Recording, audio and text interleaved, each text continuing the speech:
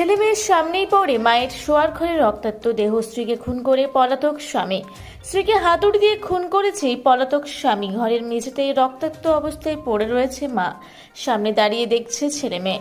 হাতুড়ি দিয়ে খুন করার অভিযোগ বাবার বিরুদ্ধে। ঘটনাকে কেন্দ্র করে চাঞ্চল্য ছড়ায় ভরতপুর থানার গড্ডা গ্রামের অন্তর্গত কুনাইপাড়া এলাকায়। ঘটনার পর থেকে পলাতক অভিযুক্ত স্বামী, অভিযুক্তের খোঁজে ভরতপুর থানার পুলিশ।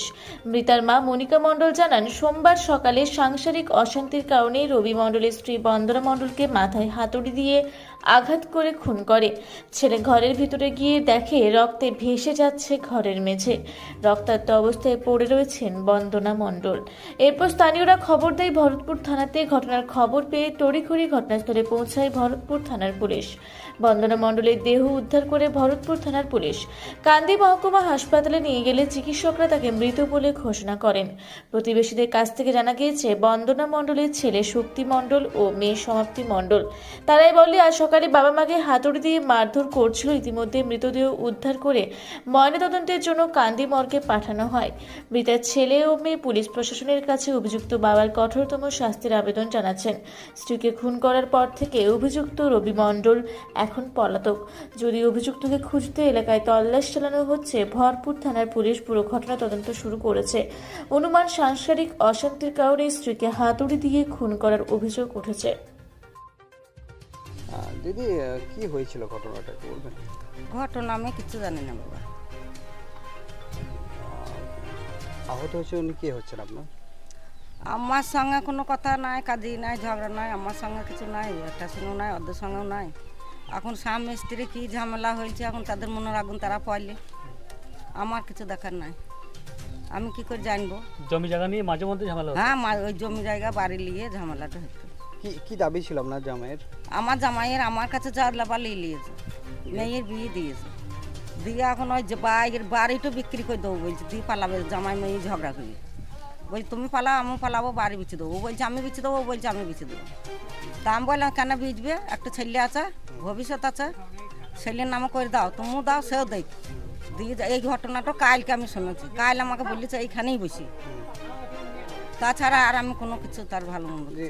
কখন শুনতে পেলেন যে আপনার? একটু সন্ধ্যেবেলাতেই বললি যে আমাকে 7টার সময়, সেই 8টার আজাম হয়, তখন আমরা মাই বাটায় বসে আইলো, তখন আমাদের বলতে এলি। তা বললাম তোমাদের ঝামেলা তোমরা করিও না, তোমরা যার একটু বাড়িটু করছে তো বাড়িটু বিচ্ছে দাও দিয়ে, তাহলে তোমরা যে যেখানে যাবা যাও গা, খেটে খাও গা, সেও যাক, তুমিও যাও, আমি বলেছি। যে আচ্ছা, যে মার্ডার হয়েছে ওটা কে হচ্ছে আপনার? ওইটা মেয়ে, কে মেরেছে এটা? ও রবি মণ্ডল, ওটা কে হচ্ছে ওর? জামাই স্বামী। তো আপনাদের কি মনে হচ্ছে খুন করে দেওয়া হয়েছে? না আমি কি বলবো, মারা তো দেখছে হাতুড়ি ধর মাথার গোড়াতে থেকে বেরিয়ে রক্ত বইয়ে যাচ্ছে, দেখি তো। তাহলে খুন হয়েছে? হ্যাঁ। কখন হয়েছে ওটা খুনটা? ওইটু 12টার দিকে হয়েছে, 11টার দিকে ছেলে শুয়েছে আর ঘুমিয়ে যাইছে, 12টার দিকে হয়েছে। ছেলের বয়স কত? ছেলে 15-16 বছর বয়স, বড় ছেলে, এত বড় ছেলে। পুলিশকে জানিয়েছেন? হ্যাঁ। না, ঝামেলা যখন হতো তার আগে জানিয়ে? না, তা আগে ঝামেলা শুনিনি, তা কি ঝামেলা জানাবো? ওই যে বললেন আগে মধ্যে মাঝে মধ্যে ওই তো ওই ঝামেলাটা হয়তো তা চার্জ আমি জানি, আর কি করবো? তাদের বাড়ি নিয়ে আমার বাড়ি আমি বিক্রি করে দেবো না ছেলেকে দেবো, সেটা আমাদের স্বামী স্ত্রী ঝগড়া হয়েছে, সেটা আর থানাতে বলা যায়? আচ্ছা, আপনার মেয়ের নাম কি? বন্দনা মণ্ডল। আপনার জামাইয়ের নাম? রবি মণ্ডল। এটা কোন গ্রামে হয়েছে ঘটনাটা? গড্ডা গ্রাম। আপনার নাম কি? আমার নাম মনিকা মণ্ডল। আপনি মেয়ের কে হচ্ছে? মেয়ের মা। ঠিক আছে। মনে করছেন কিভাবে মারা গেছে, ও তো ঝগড়া অশান্তি হয়েছিল, কিন্তু আমি তো এখানে ছিলাম না, আমি ছিলাম শ্বশুর বাড়িতে। তারপরে সকালে মামির আমাকে ফোন করে বললো যে তোর মা মারা গেছে। দিয়ে সকালবেলাতে আমরা এলাম, দিয়ে এসে কি দেখলেন? এসে দেখলাম যে জিভ বেরিয়ে আছে, গোটা গায়ে আঘাতের চিহ্ন, হাতুড়ি পড়ে আছে, হাতুড়ি দিকে ঠিক মেরেছে, পুরো একদিকে একদম মাথা থেকে তুলে বেরিয়ে গিয়েছে। কি মনে করছেন এটা খুন? শুনি তো। কে হয় আপনার? আমার বাবা হয়, এটা আমার যাকে মেরেছে সে আমার মা হয়। কি নাম আপনার মায়ের? মায়ের নাম বন্দনা মণ্ডল। আপনার নাম? সমাপ্তি মণ্ডল। আচ্ছা, পারিবারিক কোনো অশান্তি ছিল? হ্যাঁ, ঝগড়া ঝামেলা হয়েছিল, তারপর বাড়ি আসার পরে সবকিছু ঠিকঠাক হয়ে গেছে বলে, কিন্তু কার কি মনে আছে কে কি জানবে? কাকে সন্দেহ হচ্ছে? বাবাকে ধরবো, যেমন মেরেছে তেমনি যেন শাস্তি পাই, এইটুকু চাইবো। আবার কি চাইবো? বাবা কোথায় এখন? জানি না, ফোন সুইচ অফ। আচ্ছা, কি হয়েছিল কালকে ঘটনা? আমি কিচ্ছু জানি না কালকের ঘটনা, আমি এখানে থাকি না। আমি আমার মা মরে যাচ্ছে, আমার মায়ের বাড়িতে ছিলাম। আমাকে সকালে আমার লাতি ডাক দিয়েছে, সকালে আমি লাতি ডেকে নিয়ে এসেছি। কি জানালো?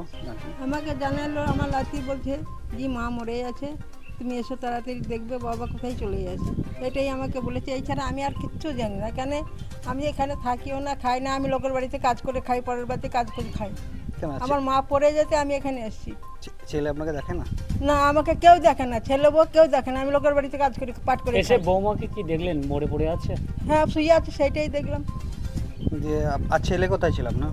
ছেলে ছিল না বাড়িতে, ছেলেও ছিল না। আমাকে লাথি ডেকে নিয়ে এলো, আমার ভাইদের বাড়িতে ছিলাম, মাদের বাড়িতে। যে পুলিশ এসেছিল? হ্যাঁ, সবই এসেছিল। ওরাও আমাকে এই কথা জিজ্ঞেস করলো, আমি এই কথা বললাম।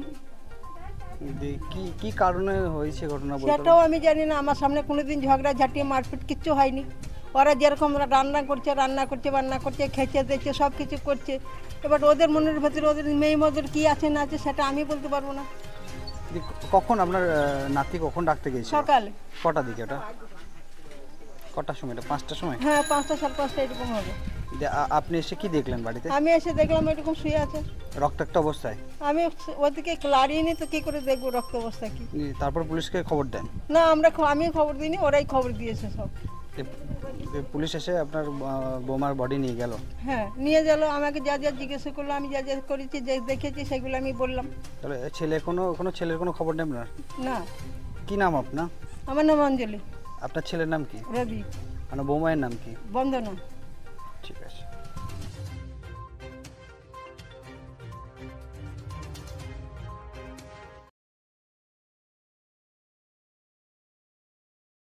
পুরা ব্লকের লধুরকা গ্রামের অদূরে অবস্থিত দৌলত পাবলিক স্কুলের দখলে থাকা বেশ কিছু জমি নিয়ে শুরু হয়েছে আইনি জটিলতা।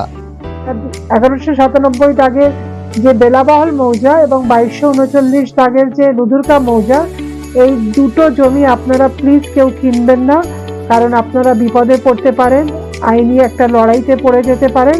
জমিটা একদম ডিসপিউটেড, ফলে একটু সাবধানে থাকবেন।